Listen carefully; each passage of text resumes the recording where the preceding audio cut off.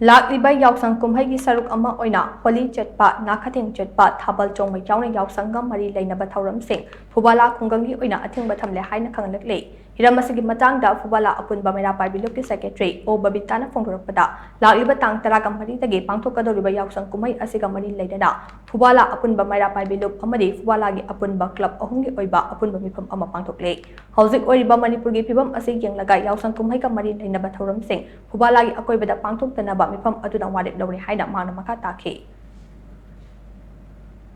Hairiba Yaoshang mari leinariba marau kumhei sing asi